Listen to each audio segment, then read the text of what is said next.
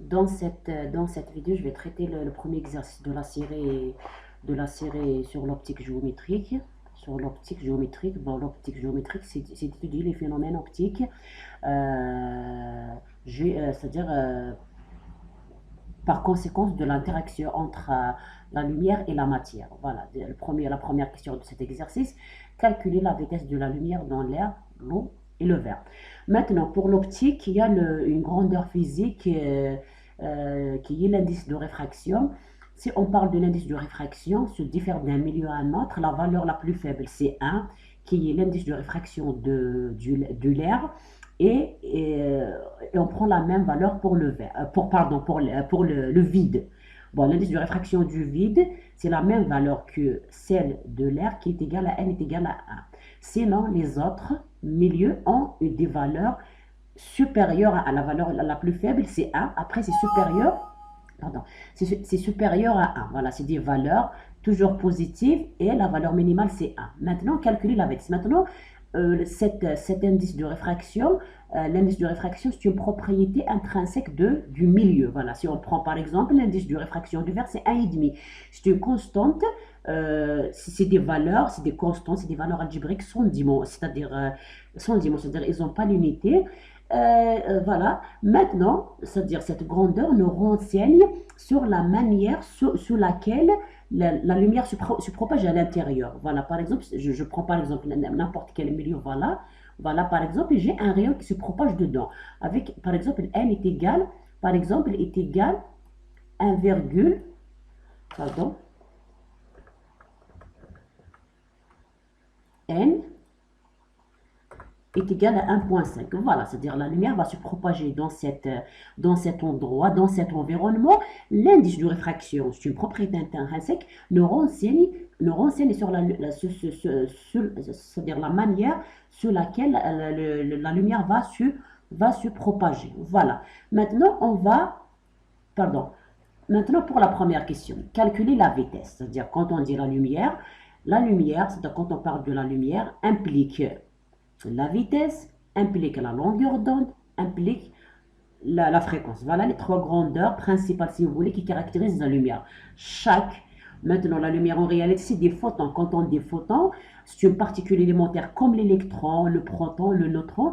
À l'exception, les photons, pardon, ils n'ont pas la masse, c'est-à-dire c'est une masse nulle. C'est ça la lumière. La lumière, c'est des particules qui sont des photons. Voilà. Maintenant, il demande de calculer la vitesse de la lumière dans ces trois milieux. Voilà. Voilà le corrigé que j'ai préparé. On a en général, l'indice de réfraction N, N en général. Bon, je vais l'écrire ici. L'indice de réfraction en général, N, est égal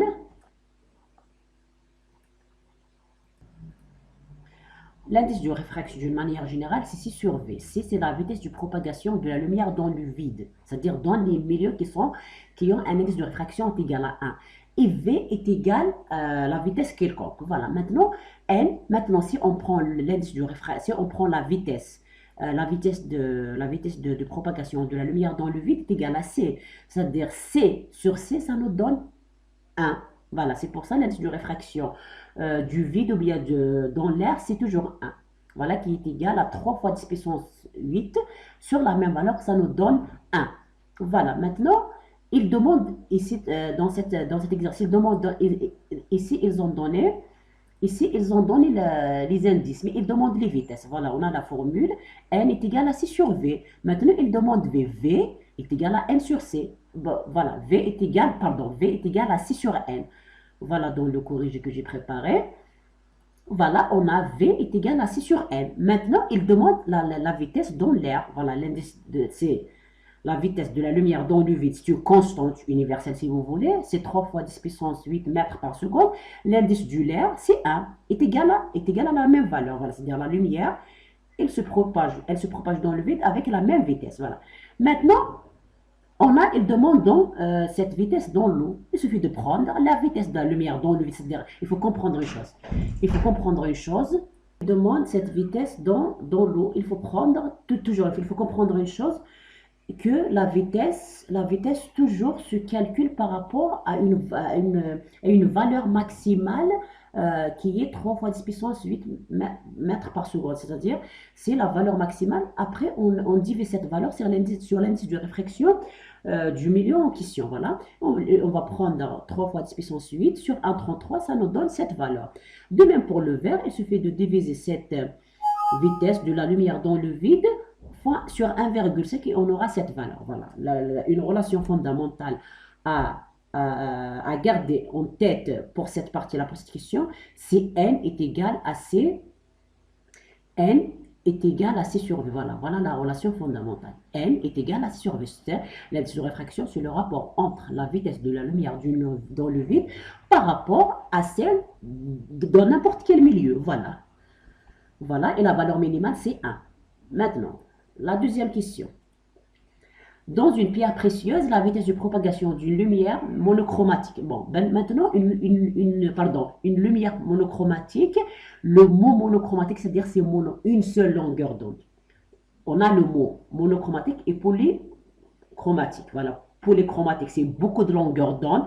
Si on parle par exemple de l'arc-en-ciel, c'est toutes les couleurs, c'est toutes les longueurs d'onde entre approximativement entre 300 et 700. Voilà, on ne connaît pas la limite exacte, mais par exemple entre 300 et 700. Je ne vais pas dire qu'en quoi l'arc-en-ciel par exemple, c'est de la lumière monochromatique. Non, c'est polychromatique. Maintenant, pour la lumière monochromatique, on va prendre une seule longueur d'onde. Par exemple, je vais prendre lambda est égal à 500 nanomètres. Voilà, etc. Voilà, le mot monochromatique, une seule longueur d'onde. Ils ont donné ici, et de l'ordre, ils ont donné la vitesse, voilà, la vitesse de cette onde monochromatique, pardon, et cette valeur 1,9 fois 10 puissance 8 mètres par seconde, déterminer son indice de réfraction. Voilà, ici c'est la question inverse. Ici, ils ont donné la vitesse, ils demandent l'indice de réfraction, et on connaît la vitesse de propagation de la lumière dans le vide. Il suffit de faire une simple application numérique. Voilà. On a dans cette pierre précieuse la vitesse, c'est celle-là. Il demande N, c'est 6 sur V, c'est 3 fois 10 puissance 8. Sur cette valeur, on aura 1,57. Voilà. C'est un résultat logique. Déjà, il ne possède pas une unité. En plus, c'est une valeur positive supérieure à 1. Voilà, la valeur minimale, je répète, c'est 1. Voilà. Maintenant, la deuxième partie de cette question, calculer, bon, ils demandent ici l'indice de réfraction. Par la suite, ils demandent calculer la longueur d'onde de cette lumière dans la pierre précieuse. Ils ont donné la vitesse, parce que je disais tout à l'heure que quoi, la lumière est caractérisée par sa vitesse et lambda et la fréquence. Voilà. Voilà. Maintenant, ils demandent, ici, ils demandent de calculer la longueur d'onde. Voilà. Maintenant, on a calculé la longueur d'onde. On a une autre relation qui est indispensable pour l'optique. C'est la première, c'est n est égal à c sur v. On a une autre, la deuxième relation, si vous voulez, lambda est égal à la vitesse sur la fréquence. C'est comme si maintenant, cette relation rassemble les trois, si vous voulez, grandeurs qui caractérisent la longueur d'onde dans un milieu quelconque. On a sa longueur d'onde, on a sa vitesse de propagation et on a sa fréquence. Voilà la relation. Maintenant, ils demandent lambda, il suffit de prendre la vitesse qu'ils ont donnée ici, on va la diviser sur la fréquence qu'ils ont donnée ici. Voilà, ils ont donné cette fréquence, calculer la longueur d'onde de cette lumière dans la pierre précieuse, sachant que sa fréquence, voilà, il suffit de faire une simple application numérique, voilà. Et on a 0,38 fois 10 puissance moins 6, voilà, bon, il n'y a pas de... Bon, ici, en mètres, après en nanomètres, ça revient, c'est 380 nanomètres. Ok, pardon. Voilà. Après...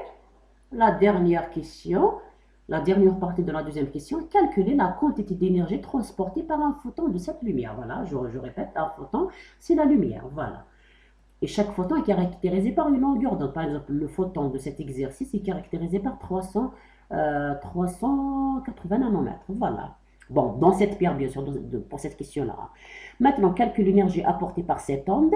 On a l'énergie chez H fois la fréquence. Voilà, et la fréquence, des fois on prend un F minuscule, voilà, des fois c'est, voilà, maintenant pour c'est-à-dire dans l'ensemble de cette série moins, c'est-à-dire Pour ma personne, je vais attribuer à la fréquence ce gamma. Ok, voilà, l'énergie, c'est H gamma. H, c'est la constante de Planck. Voilà, c'est des données.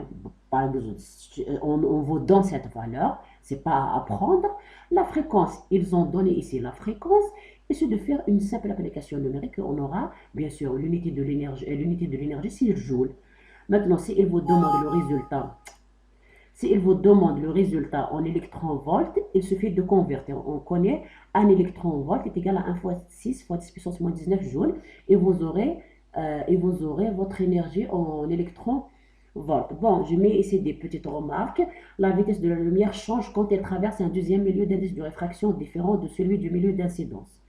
Voilà, ici, c'est-à-dire on va... Bon, normalement, je ne vais pas déposer cette remarque ici, mais c'est-à-dire je vais revenir dessus par la suite. Une autre remarque, la longueur d'onde change d'un milieu à un autre. Voilà, on vient de le voir comme quoi, par exemple, pour n est égal à n est égal à 1,33, à n est égal à 1,5, la lumière ne se propage pas. C'est-à-dire, ça résume que l'indice de réfraction, ça nous donne des renseignements sur la propagation de la lumière dans un milieu quelconque. Une autre remarque, l'indice de réfraction est sans unité est toujours supérieur à 1. Merci pour votre attention.